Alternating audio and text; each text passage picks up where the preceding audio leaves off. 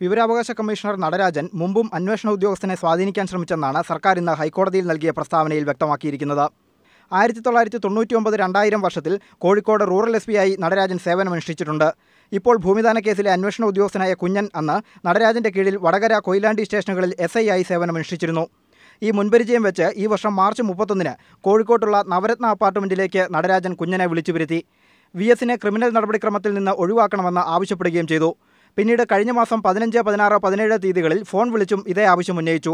എന്നാൽ സത്യസന്ധനായ അന്വേഷണ ഉദ്യോഗസ്ഥനായ കുഞ്ഞൻ ഈ ആവശ്യത്തിന് വഴങ്ങിയില്ല എന്നും ഡയറക്ടർ ജനറൽ ഓഫ് പ്രോസിക്യൂഷൻ ഹൈക്കോടതിയിൽ നൽകിയ സ്റ്റേറ്റ്മെന്റിൽ പറയുന്നു.